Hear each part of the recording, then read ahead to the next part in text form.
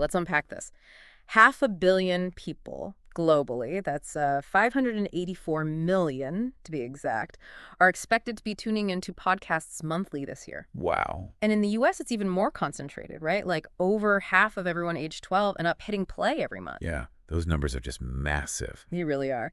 But you've got to wonder, with so much noise and so many listeners out there, what are the real insights you actually need to know beyond just, hey, podcasting is popular? Absolutely. And what's fascinating here is looking, beyond those headline figures Yeah. and understanding what's actually driving this whole phenomenon. Mm-hmm. It's not just about the sheer number of ears listening, but the deeper currents, like how people are listening, what's capturing their attention, Right. and, well, what the implications are for the entire industry. Exactly. So for you, the learner who maybe wants to get up to speed without drowning in data, we've done the heavy lifting. We've taken a deep dive into a really comprehensive industry analysis, the Mastering the Business of Podcasting report, to pull out the crucial stuff. Yeah, think of this as your express lane, kind of, to understanding what's truly important. Yeah. We connect this to the bigger picture. I mean, this report gives us a really vital overview of the whole podcasting landscape in 2025. Okay. It paints a clear picture of everything from, that massive audience size and where they are geographically, Right. to the content that's really hitting home, the tech behind it all, and the increasingly complex ways money's flowing through the system. Okay, so our mission in this deep dive is pretty straightforward then. We want to equip you with a clear, concise understanding of the podcasting world right now in 2025. Exactly. We're going to highlight the surprising facts, the actionable intelligence, basically, so you can walk away feeling genuinely well-informed. And maybe even spot some opportunities you hadn't thought about. Yeah, exactly. So, okay, with a market this huge, where do we even begin to make sense of it all? Well, the sheer scale, I think, is undeniably the right place to start. Those numbers aren't just big. Mm-hmm. They really show that podcasting has, firmly cemented itself as a mainstream global media format. Right. We're looking at 584.1 million listeners worldwide in 2025. And importantly, this isn't static. It's still growing. Oh, yeah. Projections show continued strong growth, hitting maybe 619 million in 2026 and over 650 million in 2027. Wow. That sustained upward trend, it really speaks volumes about the medium's staying power. And the U.S. market, it's still a powerhouse, isn't it? I saw that figure over half the 12-plus population are monthly listeners. That's about 158 million people. That's correct, yeah. And that 55% penetration rate in the U.S., it's an all-time high for podcast listening. Incredible. And what's particularly noteworthy is the level of consistent engagement. Around 104 million Americans are tuning in weekly. Weekly, okay. Which highlights that for a big chunk of the population, podcasting isn't just some passing interest. Right. It's really baked into their regular media habits. Okay, so a massive audience, still expanding. Now, what about the money side? The financial health of the industry. The report mentioned a potentially huge surge in market value down the line. Are we seeing signs of that now? Well, what's truly compelling is that long-term forecast for market value. By 2032, the global podcasting market could potentially hit around $233.9 billion. 233 billion. Billion, yeah. That's a compound annual growth rate of nearly 28% from 2023. Wow.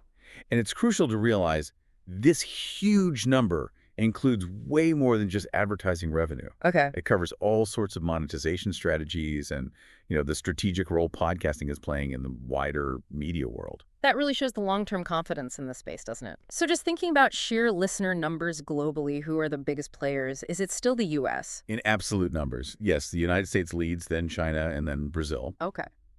But if we look at penetration rate, so the percentage of the population listening. Right, like per capita. Exactly. Then you see really high engagement in places like Sweden, Brazil again, and Ireland. Interesting. It tells us that while the biggest markets have the most listeners overall, podcasting has really woven itself into the cultural fabric of other nations too. Now, the report did mention that ad revenue growth slowed down a bit in 2023. Was that like a warning sign? Should we be worried? That's a really important point to address, actually. While the rate of ad revenue growth did slow in 2023, it's crucial to emphasize that listener growth itself stayed strong. Okay, that's key. Yeah, the fundamental driver audience engagement is still very robust, and those long-term projections for the market, still incredibly optimistic. So what was the 2023 slowdown then? Just a blip? It really seems more like a cyclical adjustment within that larger growth trend, probably tied to, broader economic conditions at the time. Got it. Okay, that makes sense. So the audience is huge, growing, long-term financial outlook is bright.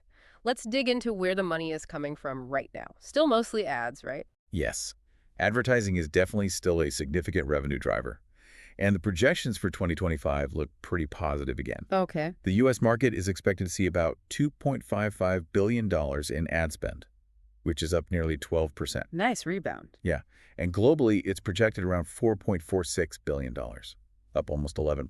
Hmm. So yeah, a healthy recovery from that slower growth in 2023. Okay, that's solid.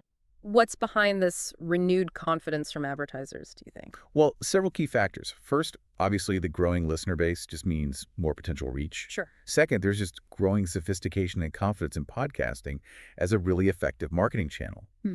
But maybe most interestingly, Yeah. we're seeing a pretty notable shift in what advertisers are prioritizing.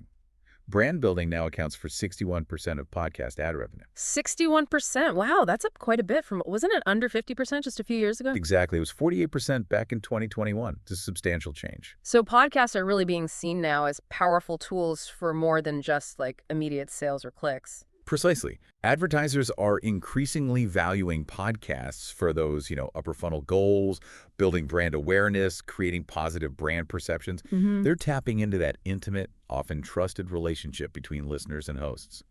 And the data backs it up. Like what? Well, Acast, for instance, reported a really impressive 4.9 times return on investment for podcast ad campaigns. Nearly 5x ROI. That's huge. It is. And they also suggest podcasting is significantly more cost-effective for brand awareness compared to a lot of other channels. That's a compelling stat for any marketer. And it seems like listeners are actually paying attention to the ads, right? It's not just wallpaper audio. Indeed. Studies show that a huge chunk, 76% of listeners, report taking some action after hearing a podcast ad. Like what kind of action? Well, 57% visit the brand's website, 28% actually make a purchase. Some reports even cite action rates as high as, 91%. Wow. Plus, ad recall is remarkably strong. 86% remember podcast ads better than ads on other channels. That's incredible. Suggests real engagement. Definitely. And what about how listeners feel about the ads? That's always crucial, isn't it? Are they annoying or more accepted? Good question. Interestingly, 69% of listeners find podcast ads more authentic and personal compared to other formats. More authentic. That's Okay, it. and a good portion find them relevant to their interests too. So this positive perception, plus the high action rates and recall, it creates a very fertile ground for advertisers. Right. So that 2023 slowdown, it really does look like it was probably a temporary dip. The underlying strength is still very much there. Okay, good to know. So, massive growing audience, rebounding ad market, focusing more on brand building. Let's pivot now to the key trends that are actively shaping how all this is evolving.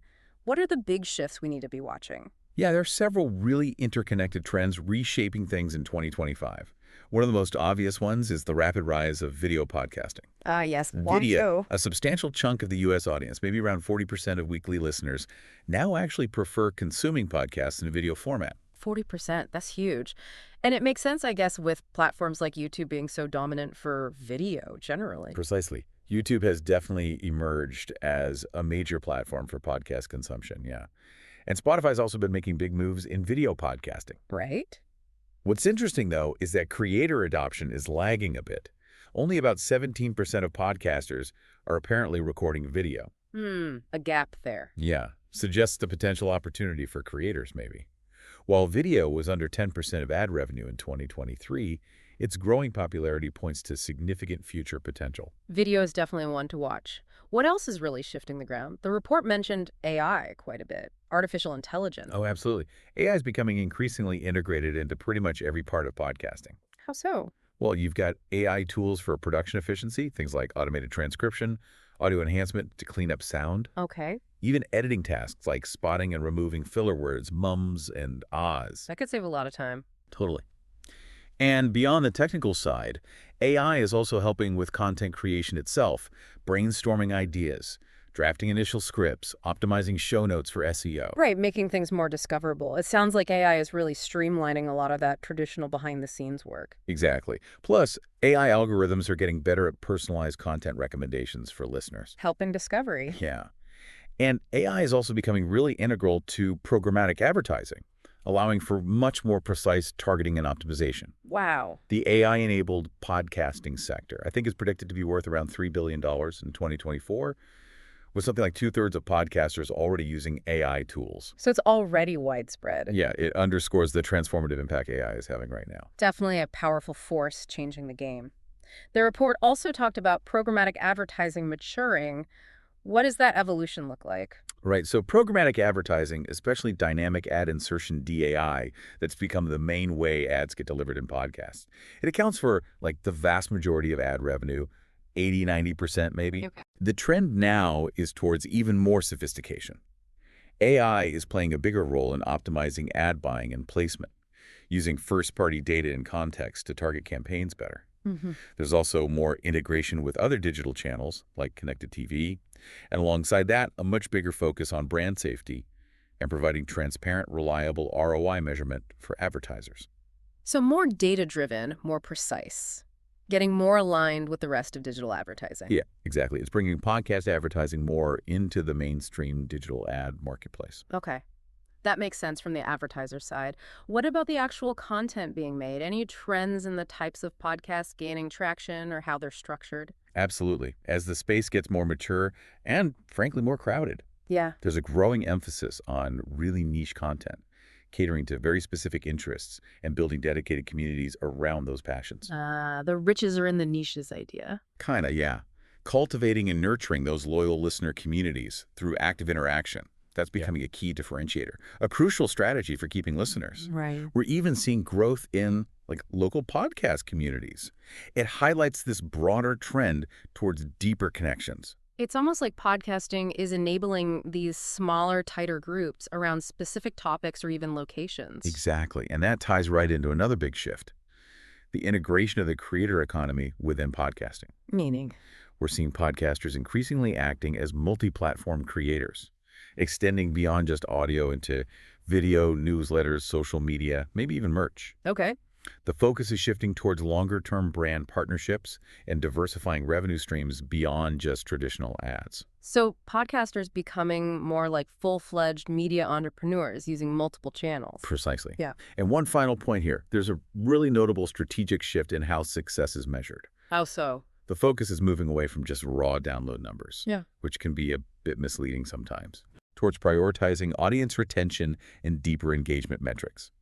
Keeping listeners engaged episode after episode is now seen as way more valuable than just getting lots of fleeting listeners. Retention over downloads, that makes a lot of sense. A loyal, engaged listener is definitely a much bigger asset long-term. Okay, let's dive a bit deeper into this massive audience. Who exactly are these hundreds of millions of listeners? What do we know about their demographics? Yeah, understanding the demographics is absolutely crucial, both for advertisers targeting specific groups and for creators tailoring their content. Right. In the US, the audience tends to skew a bit younger. A big chunk is in that 12–34 age range. Okay. But there's also really strong and growing engagement in the 35–54 group.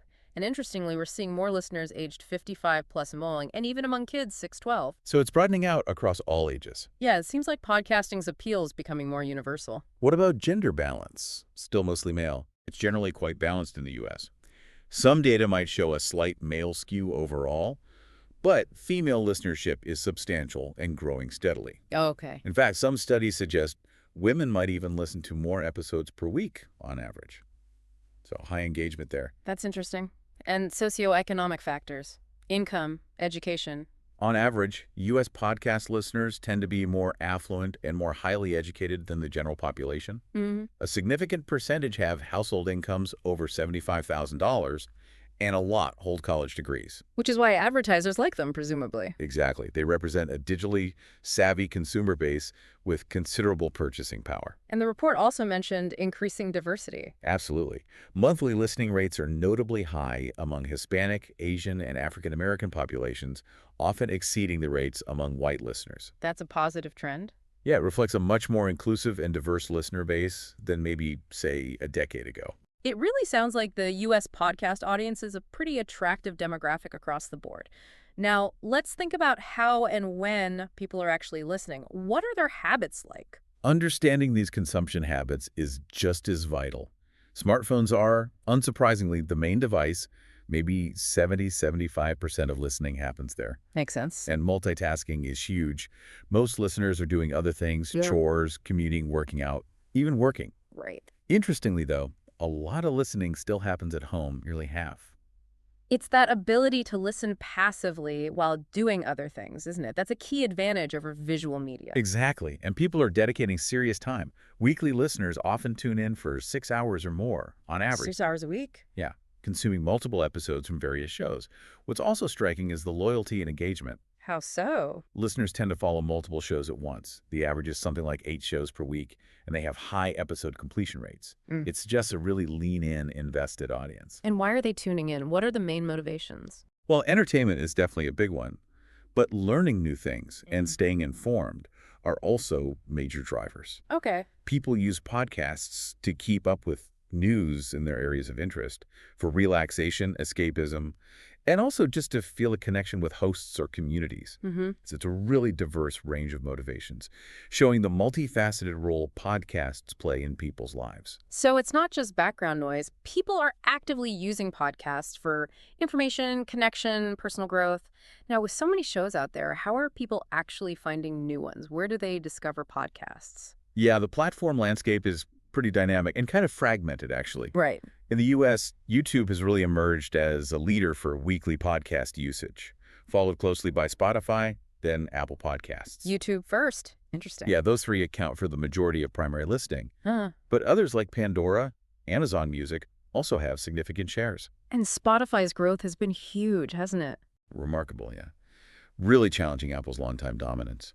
And again, YouTube's position just underlines how important video is becoming for a big segment of the audience. So definitely not just audio anymore. Creators need a visual strategy too. And how are listeners navigating this crowded space to actually find new shows? Discovery is still, well, a complex challenge. Social media plays a big role. Okay. Good old-fashioned word of mouth is still huge. Recommendations from friends. Sure. Direct searching in apps using keywords is important too.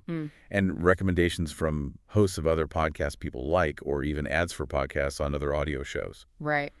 And platform algorithms are getting increasingly influential, using your listening history to suggest stuff. Mm-hmm. It's a really mixed bag, which highlights why podcasters need a multi-pronged promotion strategy to hit all those different discovery pathways. Okay, got it. So we understand the huge audience, who they are, their habits, how they find shows. Let's switch focus now to the content itself. In such a crowded field, what makes a podcast actually succeed and stand out? Well, at its heart, a successful podcast starts with a really well-defined, thoughtful content strategy. Meaning? It means clearly knowing your purpose, your objectives for the podcast, really understanding your target audience and identifying a specific niche, Right. crafting a strong, unique concept with clear value proposition is absolutely crucial. Like, what makes your show different? Why should someone listen? Different is better than better sometimes. Exactly. Then you need a content calendar to stay consistent, thinking strategically about release frequency, episode length, Mm-hmm. and if you have guests, having a plan for who you invite and why. Ultimately, it comes down to understanding your listener and consistently delivering value. So definitely more than just hitting record and chatting, a lot of strategic thinking needed up front. What about the actual presentation? What formats work well, and how do you keep listeners hooked? Podcasting offers a huge range of formats, right? Interviews, solo narration, panels, deep narrative storytelling, educational shows. Loads of options. Yeah, the best format depends on your goals, your audience, your topic. But regardless of format, strong storytelling is fundamental. Even for nonfiction. Absolutely. It's about structure, creating emotional connection, developing characters even if they're real people, using sensory details, building tension with conflict and resolution, pacing. Even in interviews, a good interviewer uses storytelling principles to draw out compelling narratives from guests. It makes it more engaging, more memorable. It sounds like there's a real art to presenting information in a way that connects, even if it's educational. Now, another crucial technical quality, bad audio is a killer, right? Oh, totally. In today's market, professional audio quality isn't a nice to have. It's essential for keeping listeners. Yeah, people have options. Exactly. So that means a quiet recording space, good mic technique, pop filter, consistent distance, Right. recording at high resolution, editing carefully, and normalizing the loudness, usually to around -16 LUFS, so it sounds consistent everywhere. Loudness units, full scale. It's an industry standard for perceived loudness. Basically, investing in decent gear and learning some basic audio production is non-negotiable now. So great content needs great production. And once you have that great, well-produced content, how do you make sure people can actually find it? That's where podcast SEO comes in. Exactly. Podcast SEO is all about optimizing your show to show up higher in search results, both in podcast apps and on Google. How does that work? It starts with keyword research, understanding what your target audience searches for. Then you strategically use those keywords in your podcast name, episode titles, descriptions, categories, tags. Metadata. Right. And crucially, in your transcripts and show notes on your website. Optimizing your website itself and your YouTube presence if you do video, it's all part of it. Okay. It's a whole strategy to make your content discoverable to people actively looking for what you offer. So content is king, but it needs a well-structured, optimized kingdom, good tech, and discoverability to rule effectively. Let's dig into the essential tech tools then, starting with maybe the most fundamental, choosing the right podcast host. Yeah, your podcast hosting platform is basically the backbone of your distribution. It stores your audio files and generates that crucial RSS feed. The feed that sends it out to Apple, Spotify, etc. When you're choosing one, you need to look at things like storage space, bandwidth limits, the quality of their analytics, how easily they distribute to directories, any built-in monetization tools that they offer a website or player, ease of use, pricing, support. Lots to consider. Any popular ones? Oh yeah, loads. Libsyn is a long-time reliable standard. Buzzsprout is known for being really user-friendly, great for beginners. Okay. Podbean often has good unlimited plans. Captivate focuses on growth tools. Transistor is great if you run multiple shows. And Spotify for podcasters formally. Anchor is a popular free option, especially for starting out. So options for every level. Pretty much. The best one depends on your specific needs and budget. And once you've picked your host, how do you actually get the show listed everywhere? That's where the RSS feed is key. Your host generates it. Then you need to submit that feed URL to all the major directories. Apple Podcasts, Spotify, Google Podcasts, Amazon Music, loads of others. Right. Some hosts help automate this for the big ones, but you might need to submit manually to others. Broad distribution is crucial for reach. Makes sense. Get it everywhere people might listen. Okay, let's talk recording gear. Microphones, interfaces. How important is that? Hugely important for audio quality. The two main types are dynamic and condenser mics. What's the difference? Dynamics are usually better at rejecting background noise, more rugged, good for imperfect rooms. Condensers are more sensitive, capture more detail, but also pick up more room sound. Okay. And connection types. USB versus XLR. USB mics plug straight into your computer, super simple, great for beginners. XLR mics need a separate audio interface which handles preamplification. Generally gives better quality and more control, but it's an extra piece of gear. Any recommendations? For budget options that are versatile, the Samson Q2U or Audio-Technica ATR 2100X offer both USB and XLR. Mid-range USB, the Blue Yeti or Rode NT USB Plus are popular. And for more pro setups? You're often looking at XLR mics like the Shure SM7B or Rode Procaster, paired with a good interface from brands like Focusrite or Audient.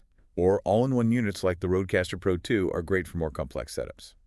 So investing in a decent mic seems essential if you're serious. And once you've recorded, you need software to edit it all together, right? What are the go-to tools? Yeah, editing software or digital audio workstations are crucial. There's a huge range.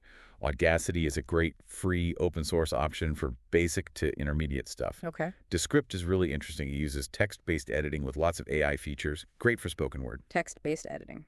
Cool. Yeah. Then for pros, Pro Tools and Adobe Audition are industry standards.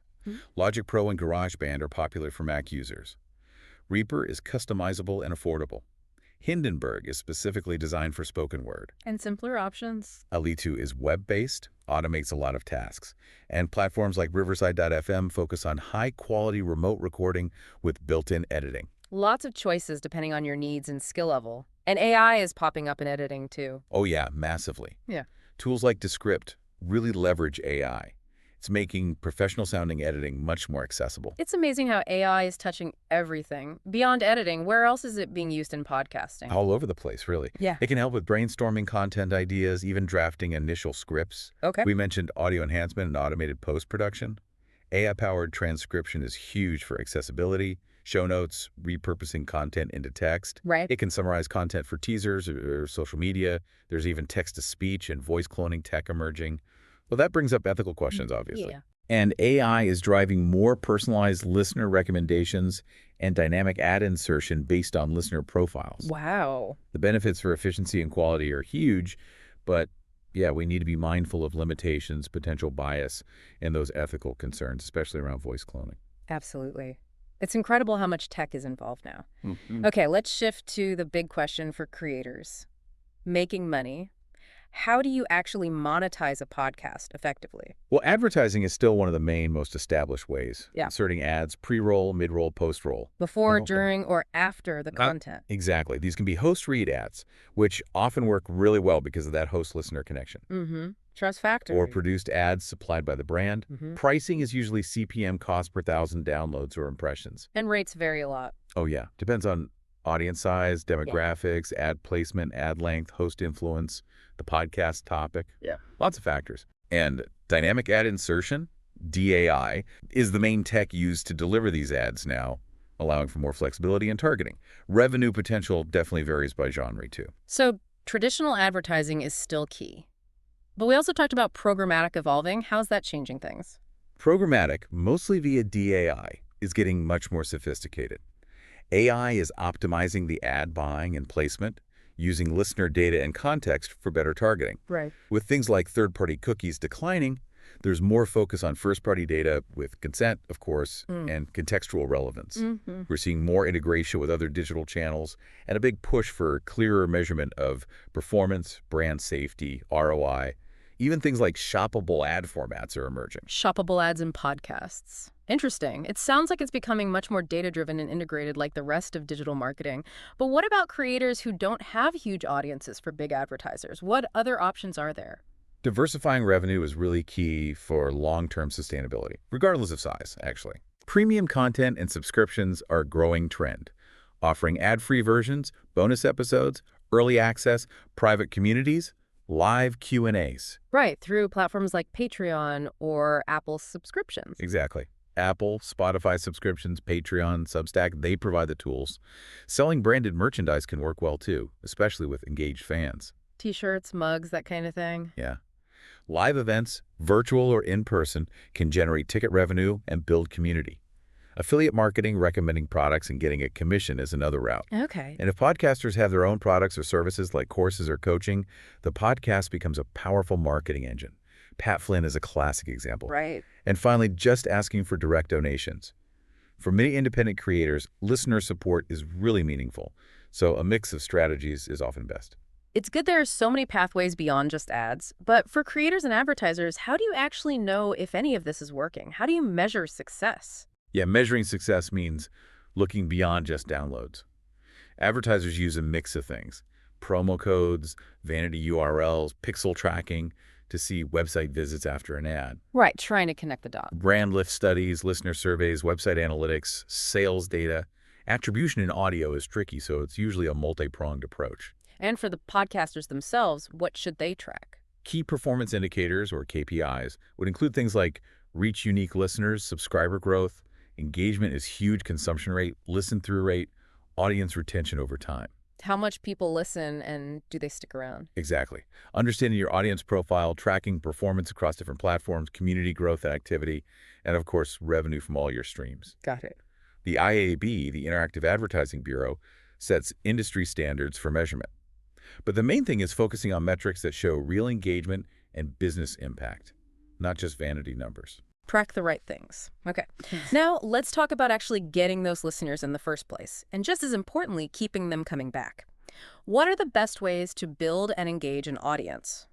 Growing an audience needs a proactive, multi-channel approach. Content repurposing is super effective. Taking one episode and turning it into lots of things. Yeah, transcripts, short video clips, or audiograms for social, quote, graphics, newsletters. It expands your reach massively. Smart. Active, consistent engagement on relevant social media platforms is vital too. Tailoring content for each platform. Right. Cross-promotion and collaboration with other podcasters in your niche, ad swaps, guest swaps, feed drops, that can be really valuable for finding new listeners. Tapping into other audiences. Exactly. And being a guest on other shows yourself, plus encouraging your own guests to promote their appearance on your show. Leverage networks. Definitely. Building an email list gives you direct communication, podcast SEO, like we talked about, for organic discovery, having a good website with show notes. Hmm. And don't be afraid to get creative, even offline tactics sometimes. It's an ongoing effort. It sounds like being a successful podcaster today means being a creator and a marketer. And once you get listeners, how do you foster that community feel and turn them into loyal fans? Building that strong, engaged community is absolutely key for the long run. Actively encourage interaction, ask for questions, feedback, ideas, and actually use them in the show. Show you're listening. Exactly. Create dedicated spaces for them to connect: Facebook groups, Discord servers, whatever fits. Okay. Make a point of directly engaging yourself. Respond to comments, emails. Offer exclusive access or perks for dedicated members or subscribers to build loyalty. Make her feel special. Yeah. And above all, be authentic and relatable as a host. Let your personality shine through. Maybe even involve listeners in co-creation sometimes. Hmm. A vibrant community turns listeners into fans and advocates. It really shifts it from broadcasting at people to building something with them. Okay, final piece here. Retaining those listeners. What keeps them hitting play week after week? Retention starts with a strong list impression. Every episode. Hook them early, communicate the value. Right. Consistently deliver high-quality, relevant content that meets their expectations. Pay attention to structure and pacing to keep them engaged. Keep it moving. Adopt a listener-centric approach. Always think about their experience. Stick to a predictable release schedule so they know when to expect you. Consistency is key. Include clear calls to action, subscribe, engage, review. Actively engage with the community between episodes, and use your analytics. Look at consumption rates, drop-off points, figure out where you can improve. Retention is an ongoing job. Wow. Okay, it sounds like a tremendous amount goes into making a successful podcast stick. We have covered so much ground in this deep dive into podcasting in 2025. To wrap things up, what would you say are maybe the 2 or 3 most crucial, perhaps surprising insights that you, our listener, the learner, should really take away today? The key nuggets. Okay, I think the first key takeaway is just the sheer scale and the continued, really robust, long-term growth potential of this market globally, even with maybe some short-term bumps in ad spend. Right. The fundamentals are strong. You have the dynamic, vital media landscape with loads of opportunity. Secondly, I'd say the accelerating importance of video as a format and the pervasive integration of AI across the board: creation, distribution, monetization. Those are fundamental shifts. They really are. Not just trends, they're actively reshaping how things work. And finally, that strategic evolution towards prioritizing audience engagement and retention over just chasing raw download numbers. Measuring what matters. Exactly. It's a more mature understanding of what truly creates value in podcasting, not just clicks, but connection and consumption over time. Those are fantastic points. Really helps crystallize things. So thinking about all these huge trends, video, AI, engagement focus, what new, maybe unexpected opportunities or challenges do you see emerging for creators, for advertisers trying to reach this audience, or even for listeners navigating this ever-expanding world of audio? It definitely feels like we've only scratched the surface of where this is all heading, doesn't it?